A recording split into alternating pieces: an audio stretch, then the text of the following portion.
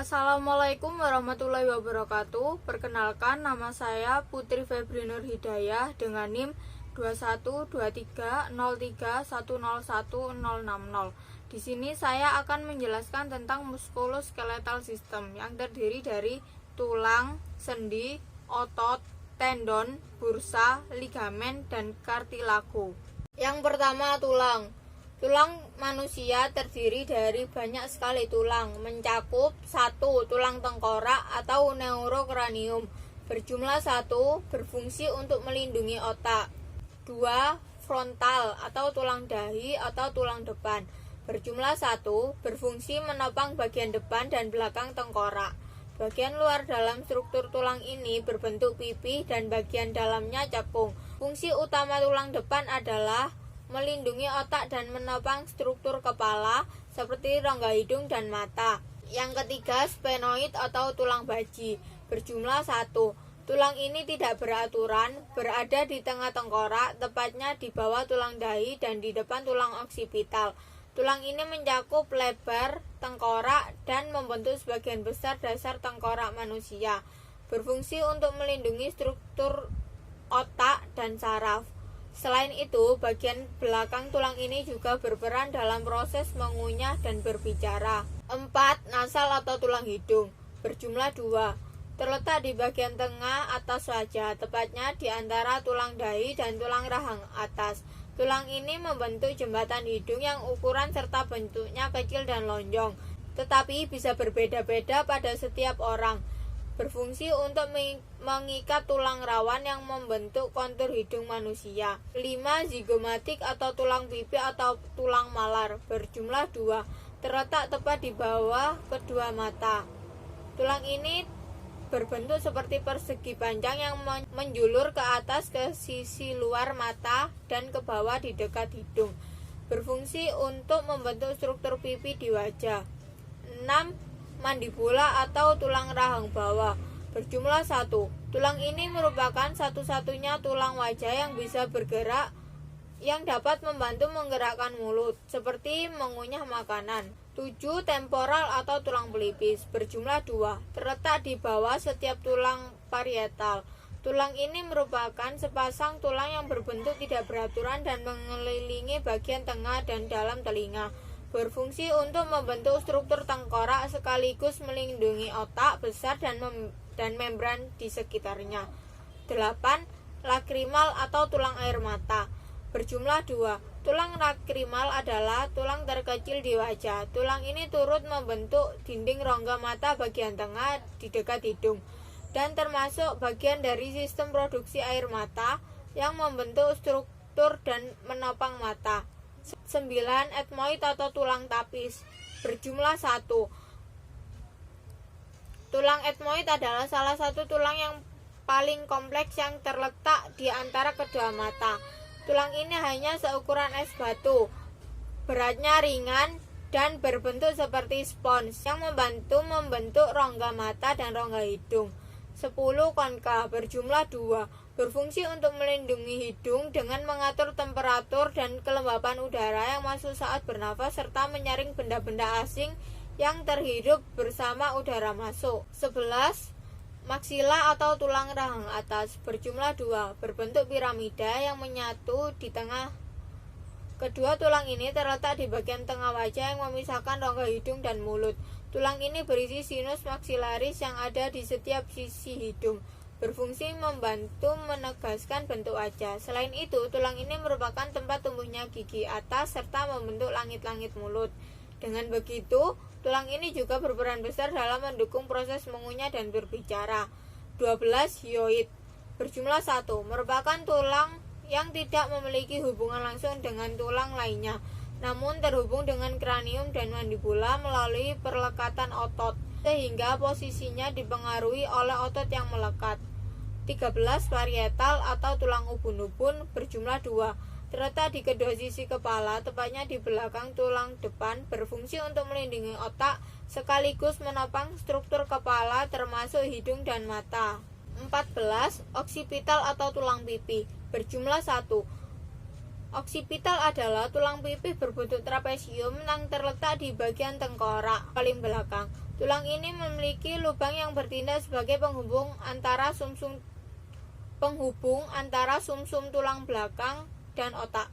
Secara khusus, tulang oksipital berfungsi melindungi bagian di otak yang memproses penglihatan. Selain itu, tulang ini juga berperan dalam pergerakan tubuh, keseimbangan, serta kemampuan melihat dan berinteraksi. 15. Mastoid. Mastoid adalah tulang yang terdiri dari rongga-rongga udara dan bertekstur lunak. Fungsi rongga udara ini antara lain untuk melindungi struktur di dalam telinga dan mengatur tekanan udara di dalam telinga. 16. Cervical atau tulang leher. Terdapat 7 ruas. Fungsinya yaitu penyokong leher dan kepala, membentuk struktur leher, terlibat dalam pergerakan kepala dan leher, menjaga stabilitas dan pergerakan kepala, pelindung bagi saraf dan pembuluh darah. 17. Clavikula atau tulang selangka. Berjumlah 2, terletak di kanan dan kiri dada bagian atas, tepat di bawah leher.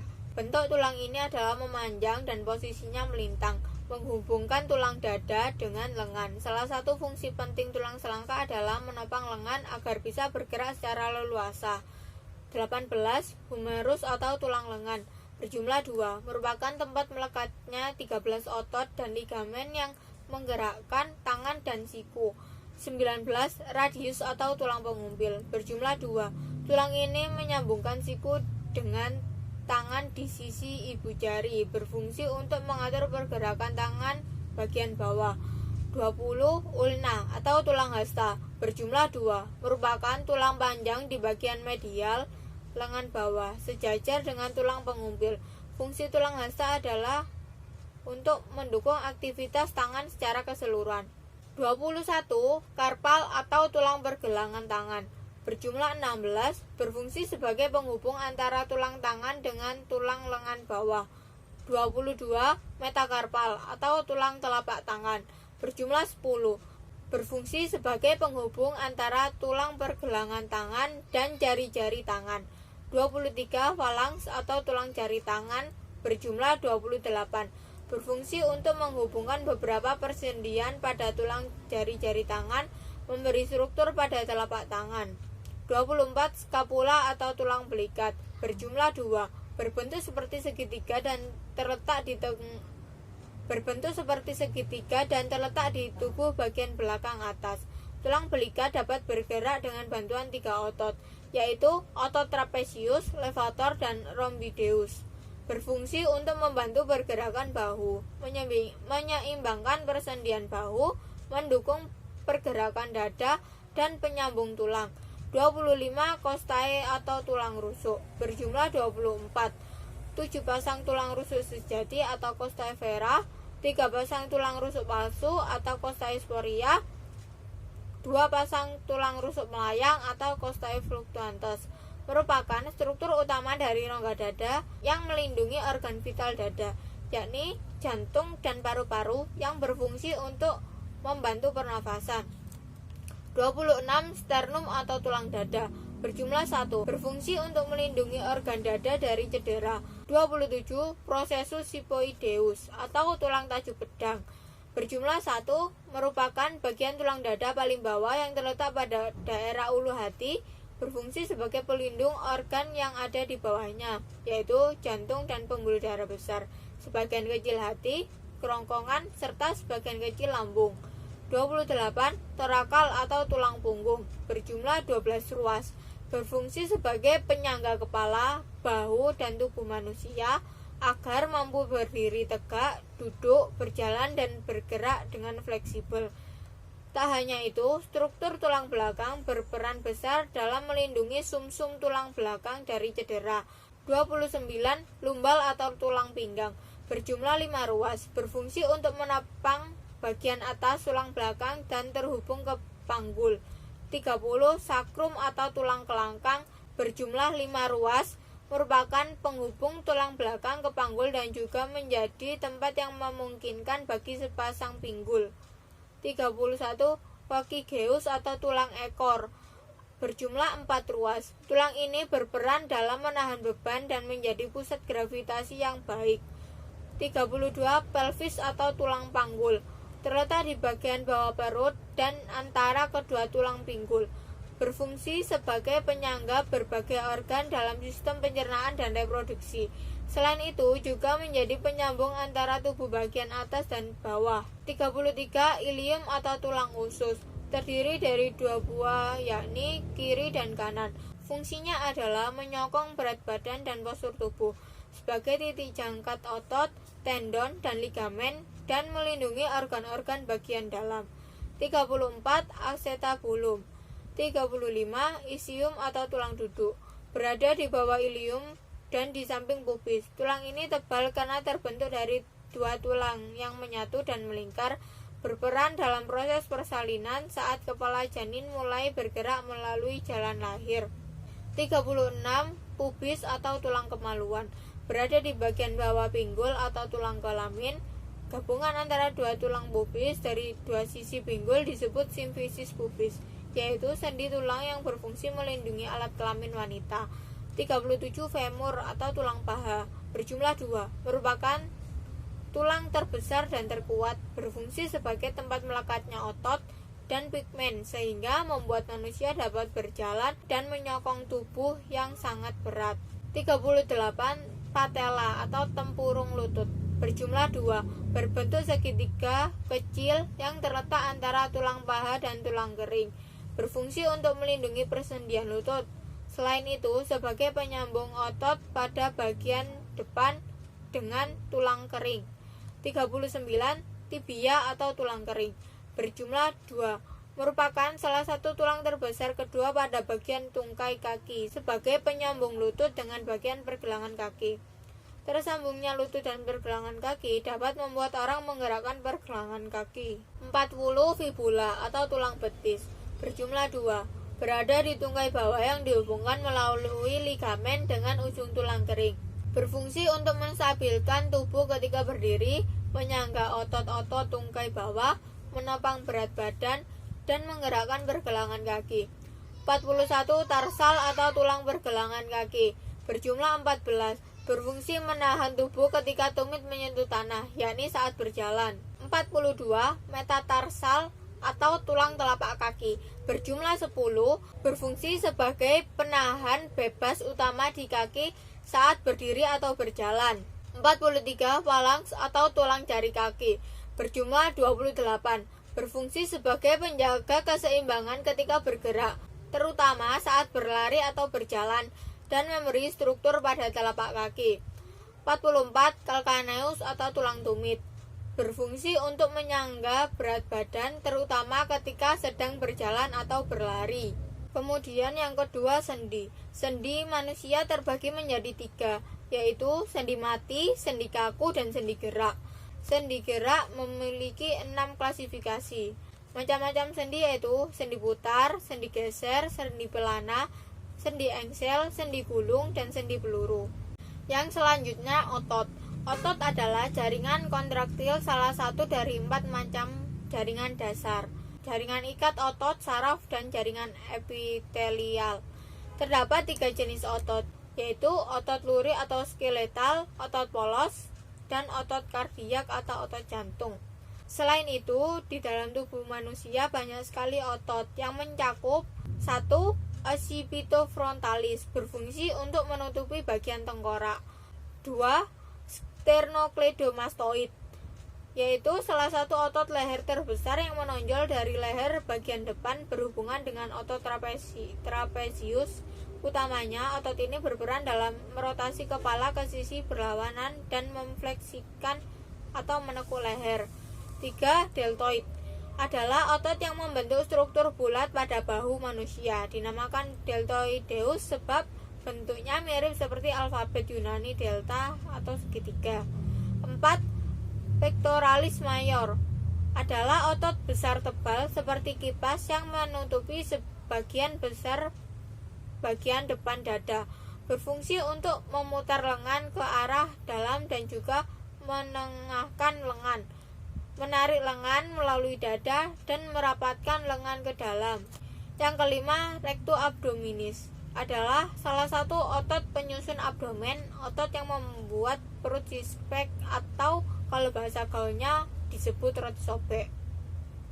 Yang keenam, abdominal external oblique adalah otot berpasangan yang terletak di sisi lateral dinding perut bersamaan dengan oblik abdomen dalam transversus abdominis. Otot ini terdiri dari otot-otot perut lateral. 7. Trapezius adalah salah satu jenis otot rangka berperan sebagai penyusun struktur leher, bahu, dan punggung manusia. 8. Pectoralis minor adalah otot tipis segitiga pada dinding dada bagian atas, berfungsi untuk menaikkan tulang belikat dan menekan bahu. 9. Serratus anterior adalah otot yang besar, tipis, yang ada di dinding lateral dada, berfungsi untuk menarik skapula ke arah depan dinding dada. 10. Bicep brachii adalah otot berkepala dua yang terletak di lengan atas antara bahu dan siku. Kedua kepala muncul di tulang belikat dan bergabung untuk membentuk perut otot tunggal yang melekat pada lengan atas. Fungsi utamanya adalah di siku, di mana ia melenturkan lengan bawah dan supinasi lengan bawah. 11. Brachialis adalah sebuah otot di lengan atas yang menggerakkan siku. Otot tersebut lebih dalam daripada bicep brachii dan meliputi bagian lapisan yang dikenal sebagai subital fossa. 12. Brachioradialis adalah otot dangkal yang bergerak ke bawah lengan bawah dari siku ke pergelangan tangan, berfungsi membengkokkan atau melenturkan siku. Ini juga membantu dengan sebutan dan supinasi lengan bawah Anda. Sebutan dan supinasi adalah pergerakan memutar lengan bawah dan telapak tangan ke atas dan telapak ke bawah. Brachioradialis membentuk dinding lateral fossa kubital di siku. 13. Pronator teres adalah otot yang berada di lengan bawah. Fungsinya yaitu untuk melaksanakan gerakan pronasi lengan bawah. 14. Flexor carpi radialis adalah otot lengan manusia yang bertindak untuk flex dan radial menarik tangan. 15. Pectineus adalah otot yang berfungsi untuk fleksi dan aduksi panggul. 16. Aductor longus yaitu otot pinggul penculik terletak di paha bagian dalam. Otot ini mengontrol kemampuan tulang paha untuk bergerak ke dalam dari sisi ke sisi. 17. Sartorius yaitu otot tipis panjang yang membentang sepanjang paha atas lalu menyilangkan kaki ke bagian dalam lutut. Fungsi utama dari sartorius adalah fleksi dan aduksi lutut. 18. Gracilis yaitu otot yang memiliki fungsi sebagai fleksi pada lutut, rotasi internal pada lutut, dan aduksi pada pinggul. 19. Rectus femoris yaitu salah satu dari 4 otot paha depan, berfungsi untuk membentuk flexor pinggul. 20. Vastus lateralis yaitu otot yang berfungsi sebagai fleksi pada lutut manusia. 21. Fibularis longus yaitu dangkal otot dalam kompartemen lateral kaki dan bertindak untuk effort dan plantar flex yang pergelangan kaki. 22. Tibialis anterior yaitu otot yang berfungsi untuk memberikan stabilitas untuk tungkai bawah. Hal ini juga memfasilitasi kaki inversi oleh kontraksi dan membantu dalam ankle plantar fleksi itu. 23. Tensor fasciae latae adalah otot yang berfungsi untuk meregangkan fascia latae, gerakan memperkecil sudut persendian paha dan memperbesar sudut persendian lutut. 24. Iliopsoas adalah otot yang berfungsi atau membentuk sebuah gerakan pada pinggul manusia sesuai dengan pelekatan aurigo dan insersi dari otot ini. 25. Gracilis yaitu otot yang memiliki fungsi sebagai fleksi pada lutut, rotasi internal pada lutut, dan aduksi pada pinggul. 26. Vastus medialis yaitu otot ekstensor yang terletak medial di paha yang memanjang lutut dan bagian dari kelompok otot paha depan, berfungsi sebagai fleksi pada lutut, menarik patella secara medial. 27. Soleus and gastrocnemius yaitu otot yang berfungsi untuk menjalankan seluruh panjang kaki bagian bawah, menghubungkan di belakang lutut dan tumit. 28. Occipito frontalis yaitu otot yang berfungsi untuk menutupi bagian tengkorak. 29. Epicranial aponeurosis, yaitu otot yang berfungsi untuk menutupi bagian atas dari tengkorak. 30. Splenius carpitis, berfungsi sebagai penggerak utama untuk ekstensi kepala. Capitis splenius juga dapat memungkinkan fleksi lateral dan rotasi tulang belakang leher. 31. Levator scapuale adalah otot yang berfungsi untuk mengangkat pinggir medial scapula bila bekerja sama dengan serabut tengah otot trapesium. Bila bekerja sama dengan serabut tengah otot trapezius dan rhomboideus, otot ini menarik scapula ke medial dan atas, yakni pada gerakan menjepit bahu ke belakang. 32. Supraspinatus, yaitu otot yang berfungsi untuk abduksi sendi bahu pada bidang skapular sampai posisi horizontal rotasi keluar. 33. Teres minor adalah otot yang berfungsi untuk memodulasi aksi deltoid, mencegah kepala humerus meluncur ke atas saat lengan diabduksi. 34. Infraspinatur, yaitu otot yang berfungsi untuk merotasi keluar dan abduksi bahu pada daerah skapula. 35. Teres major adalah otot yang berfungsi untuk membantu gerakan endorotasi dan adduksi lengan atas. 36. Triceps brachii adalah otot yang berfungsi untuk menahan beban lengan pada sendi bahu dan ekstensi sendi siku. 37. Stratus posterior inferior, yaitu otot yang berfungsi menarik iga bagian bawah ke belakang dan ke bawah untuk membantu rotasi dan ekstensi batang tubuh. 38. Rhomboids. Rhomboids adalah otot berbentuk jajar genjang yang membentang dari garis tengah tulang belakang ke batas dalam tulang belikat. 39. Trapezius adalah salah satu jenis otot rangka berperan sebagai penyusun struktur leher, bahu, dan punggung manusia. 40. Deltoid merupakan salah satu kelompok otot yang fungsi utamanya adalah menggerakkan lengan menjauhi tubuh. 41. Latissimus dorsi bertanggung jawab untuk ekstensi adduksi. Ekstensi melintang juga dikenal sebagai penculikan horizontal atau ekstensi horizontal. 42. Extensor carpi radialis, yaitu satu dari 5 otot utama yang mengatur pergerakan pergelangan tangan. 43. Extensor digitorum merupakan otot ekstremitas inferior bawah manusia. Otot extensor digitorum longus memiliki fungsi ekstensi infalangel digit 2-5 dan dorsifleksi. 44. Extensor carpi ulnaris adalah otot yang terletak di lengan bawah yang berfungsi pada pergerakan pergelangan tangan. 45. Flexor carpi ulnaris, yaitu otot yang berfungsi sebagai fleksi di pergelangan tangan dan otot ekstensi. 46. External oblique adalah otot yang berfungsi untuk menarik dada ke bawah dan menekan rongga perut, yang meningkatkan tekanan intraabdomen seperti manuver Valsalva. 47. Gluteus medius berperan dalam menjaga keselarasan panggul ketika melakukan gerakan melompat dan mendarat, menendang, dan lain-lain. 48. Gluteus maximus adalah otot terluar dari pantat. 49. Semimembranosus, yaitu otot yang berfungsi untuk memanjangkan atau meluruskan sendi panggul. 50. Peroneus longus merupakan sebuah otot yang berfungsi atau yang menghasilkan gerakan pada kaki yang bekerja sama dengan otot gastrocnemius untuk melakukan plantar fleksi dan bekerja sama dengan otot peroneus, tertius, dan proneus brevis untuk menghasilkan gerakan eversi pada kaki.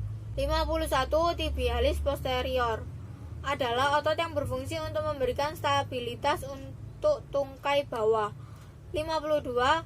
Gluteus minimus untuk beraksi dalam menopang tubuh pada satu ekstremitas dalam hubungannya dengan tensor fascia latae. 53. Gumellus musculus. 54. Biceps femoris berfungsi untuk melakukan fleksi lutut. 55. Semitendinosus berfungsi untuk membantu merotasi tibia pada femur ke medial saat lutut ditekuk dan merotasi femur ke medial saat pinggul diekstensikan. 56. Gracilis berfungsi untuk rotasi medial dengan fleksi pinggul. rotasi lateral, dan fleksi pinggul seperti di atas, dan juga membantu fleksi lutut. 57. Gastrocnemius berfungsi untuk menekuk plantar, menekuk kaki pada sendi pergelangan kaki, dan melenturkan kaki pada sendi lutut. 58. Soleus berfungsi sebagai plantar fleksor yang kuat pada sendi pergelangan kaki. Yang selanjutnya yaitu tendon. Tendon merupakan jaringan ikat yang menghubungkan tulang dengan otot. Tendon dinamakan sebagai urat otot. Tendon berfungsi guna menyeimbangkan tulang dan otot sehingga memudahkan terjadinya gerakan. Tendon yang menempel pada tulang serta bisa bergerak disebut insersio atau insertion, sama dengan sisipan. Sementara tendon yang menempel pada tulang serta tidak bisa bergerak disebut origo atau origin, sama dengan asal. Struktur tendon pada ujung otot terlihat mengecil, liat, serta keras. Fungsi tendon. Fungsi utama tendon ialah guna membantu terjadinya gerakan yang mudah, bebas, efektif, dan efisien. Ketika terjadinya gerakan, tendon akan menyesuaikan perubahan posisi tulang dengan otot sedemikian rupa sampai gerakan tersebut sempurna. Fungsi tendon sangat berhubungan dengan kontraksi atau pemendekan serta relaksasi atau pemanjangan. Fungsi tendon sangat berhubungan dengan kontraksi atau pemendekan serta relaksasi atau pemanjangan otot. Ketika otot melakukan kontraksi, maka tendon mentransmisikan energi dari kontraksi itu ke tulang dan sendi. Demikian juga saat terjadinya relaksasi otot, tendon juga menyesuaikan keadaannya. Meskipun mempunyai struktur yang kuat, tendon juga bisa rusak. Cedera pada tendon paling sering disebabkan karena digunakan secara berlebihan dan karena kecelakaan. Struktur tendon. Struktur tendon terkecil penyusun tendon ialah fibril kolagen. Fibril tersebut bersifat padat, kuat, serta fleksibel. Sifat serat kolagen akan membuatnya tahan pada tarikan serta dorongan antara tulang dengan otot. Bila ditinjau lebih jauh, masih kita ambil molekul dasar penyusun fibril kolagen, yakni beberapa tropolagen yang bersatu membentuk mikrofibril, serta gabungan mikrofibril kolagen yang bersatu membentuk subfibril kolagen. Lalu barulah gabungan subfibril akan membentuk fibril kolagen. Selanjutnya sekelompok fibril kolagen akan bergabung serta dilapisi lapisan pelindung membentuk untaian dalam satu kesatuan yang dinamakan serat kolagen. Macam-macam tendon. Adapun macam-macam jenis tendon menurut cara melekatnya pada tulang yaitu origo, yaitu tendon yang menempel pada tulang yang tidak berubah kedudukannya ketika otot berkontraksi. Insersio, yaitu tendon yang menempel pada tulang yang ikut bergerak ketika otot berkontraksi. Yang selanjutnya yaitu bursa. Bursa adalah kantung berisi cairan pelumas yang berfungsi untuk mengurangi gesekan antara tulang, tendon, dan otot saat melakukan gerakan. Selanjutnya ligamen. Pengertian ligamen. Ligamen adalah sebutan untuk jaringan berbentuk pita yang dibuat dari serabut-serabut yang berperan dalam menghubungkan antara tulang yang satu dengan tulang yang lain pada sendi. Ligamen terbuat dari jaringan ikat yang memiliki banyak serat kolagen yang kuat di dalamnya. Struktur ligamen. Ligamen adalah jaringan yang tersusun atas komponen-komponen biomekanik yang unik. Ia dicirikan sebagai pita padat jaringan kolagen. Ligamen terdiri dari ikatan serat padat dari serat kolagen dan sel berbentuk gelendong disebut sebagai fibrosit dengan sedikit bahan dasar atau komponen seperti gel dari berbagai jaringan ikat. Contoh ligamen yang dimiliki tubuh manusia terletak di area berikut: leher, pergelangan tangan, panggul, lutut, patella, dada, dan lain-lain. Yang terakhir kartilago. Kartilago atau tulang rawan yaitu jaringan ikat di mana tulang yang bersifat lentur dan liat karena disebabkan adanya zat-zat antar sel tulang yang banyak mengandung zat perekat dan juga zat kapur. Zat kapur perekat tulang yaitu sejenis protein atau yang biasa disebut dengan kolagen. Setelah dewasa, tulang rawan berganti menjadi tulang keras. Namun, tidak semuanya tulang rawan akan berubah menjadi tulang keras.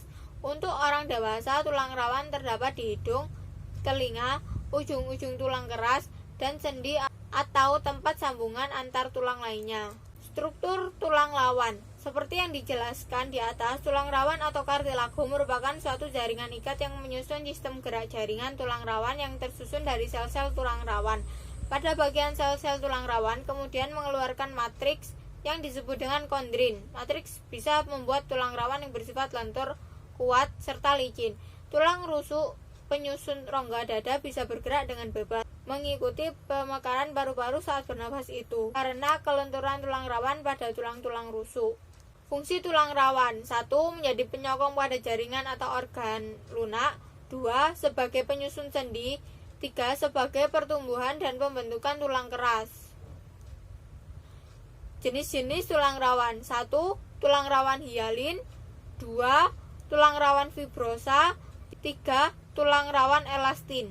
Ciri-ciri tulang rawan: 1. Penyusunannya terdiri dari sel tulang rawan. 2. Substansi dasarnya serat dan protein. 3. Memiliki bentuk khusus semacam jaringan ikat dengan fungsinya untuk menyokong jaringan lunak. 4. Memiliki kekuatan yang renggang dan sebagai penyokong struktural dan menjadikan lebih fleksibel tanpa adanya distorsi. Sekian penjelasan dari saya. Kurang lebihnya saya mohon maaf dan terima kasih. Wassalamualaikum warahmatullahi wabarakatuh.